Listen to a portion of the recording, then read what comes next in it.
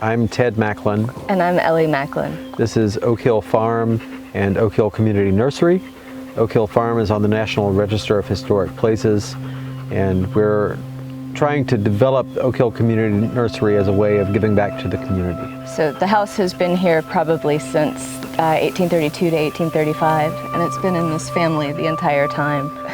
We have, I guess I'd say, a deep sense that this landscape has cared for this family for a very long time, and we want to find ways to help it give back to the wider community. So Tennessee has lost about 90% of our indigenous prairie plants over the last 200 years due to development and agriculture. And West Tennessee in particular has been really hard hit. So what we're really interested in doing is finding ways to propagate and spread native species in the area, which would have been here during that time before large-scale agriculture really took hold in this part of the world. And ultimately that's good for, it's good for people, it's good for wildlife, it's good for the environment in general.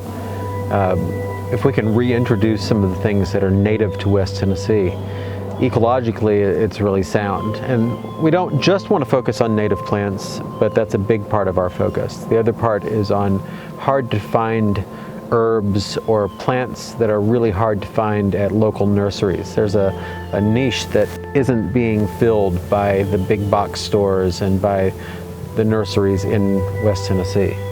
And a big part of that economy that has grown up around plants is that, especially for local consumers, somebody who's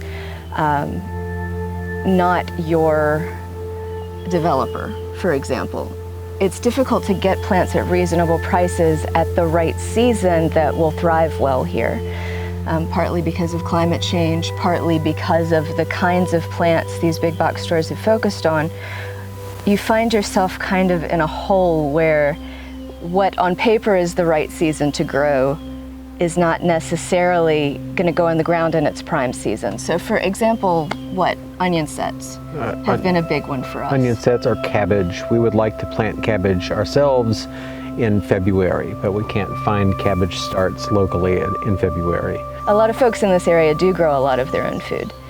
So it's not unusual to bump up against this as kind of a small-scale kitchen gardener where what you really want, what could help you thrive, is not what's available to grow. So for us, part of that is seed saving, and part of that is greenhouse space, so that things like onion sets or cabbage we can start earlier in the season and have available locally when we know they'll do well here. Right. So we're just getting started, and the time when we're getting started is when Blue Oval City is being developed in rural Haywood County. And one of the things that we're hoping is that this part of West Tennessee doesn't end up just looking like some other suburban landscape somewhere else in America with strip malls and the same plants growing in every yard where you even see landscaping.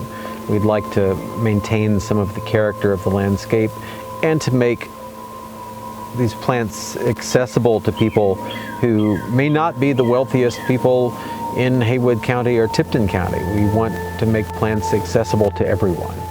Outside of, well, right now the dollar store is our biggest option. This area is still something of a food desert.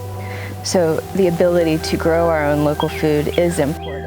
And I really believe is going to be powerful as the changes around Blue Oval City come in, and a part of helping people maintain the quality of life and the lifestyle that we've had in the past. We're also planning on building a greenhouse, and the greenhouse is going to sit on the footprint of what used to be the dairy barn.